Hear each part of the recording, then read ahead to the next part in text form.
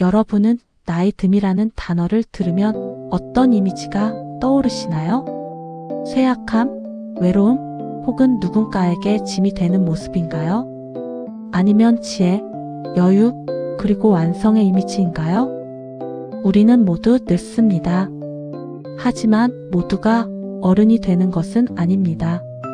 단순히 숨만 쉬며 시간을 보내는 노년과 죽는 순간까지 누군가에게 필요한 존재로 남는 노년은 완전히 다릅니다.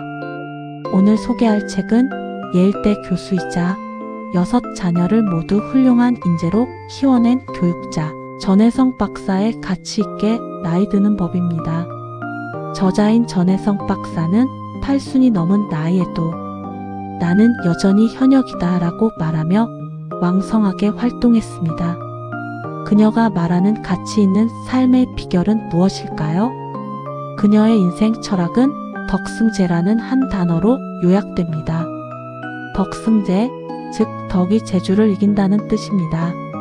젊은 날 우리는 남보다 더 뛰어난 재주, 더 많은 돈, 더 높은 지위를 얻기 위해 치열하게 경쟁합니다. 하지만 인생의 후반전에 정말 필요한 것은 재주가 아니라 덕입니다. 나이가 들수록 내 재능을 과시하는 것이 아니라 그 재능으로 남을 돕고 베푸는 삶을 살아야 한다는 것이죠. 전혜성 박사는 말합니다. 남을 돕는 것이 곧 나를 돕는 것이다. 이것은 단순한 도덕 교과서 같은 이야기가 아닙니다. 실제로 그녀는 생이 고비마다 봉사와 헌신을 통해 삶의 활력을 되찾았습니다. 남편과 사별하고 겪은 깊은 우울증도, 자녀들을 떠나보낸 빈 둥지 증후군도 그녀는 타인을 위한 봉사로 극복했습니다. 누군가에게 도움이 되는 존재라는 확신, 그것이 바로 노년의 자존감을 지키는 가장 강력한 무기이기 때문입니다. 이 책에서 특히 인상 깊은 부분은 낙엽에 대한 비유입니다. 가을이 되면 나무는 잎을 떨굽니다. 떨어지는 낙엽은 끝이 아닙니다. 땅으로 돌아가 거름이 되고 그 거름은 다시 뿌리로 스며들어 다음 해에 새 잎과 꽃을 피워냅니다. 우리 인생도 마찬가지입니다.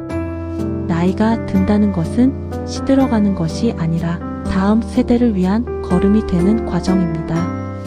내가 가진 지혜와 경험을 젊은 세대에게 나눠주고 그들이 더 잘 자랄 수 있도록 돕는 걸음의 역할을 할 때 우리는 비로소 아름답게 완성됩니다.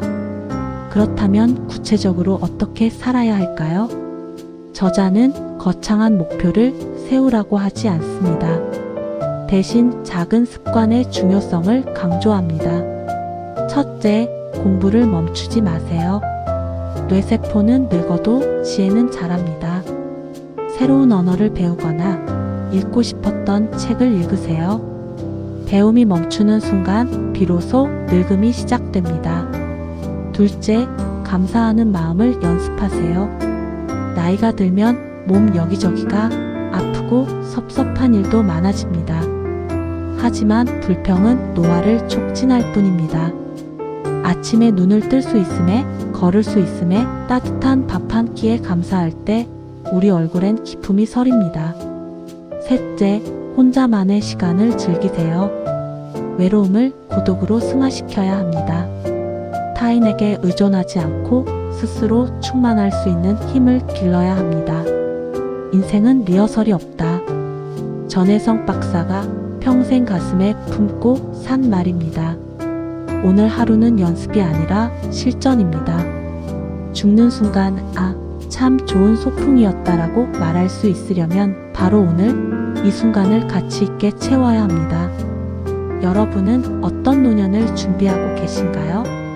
그저 오래 사는 것이 목표인가요? 아니면 가치 있게 사는 것이 목표인가요? 늙어가는 것이 두려운 분들 혹은 인생의 후반전을 어떻게 설계해야 할지 막막한 분들에게 이 책은 따뜻하고 단단한 이정표가 되어줄 것입니다. 낙엽이 되어 뿌리를 적시는 지혜, 가치 있게 나이 드는 법이었습니다. 오늘 영상이 여러분의 가치 있는 삶에 작은 울림이 되었기를 바랍니다. 감사합니다.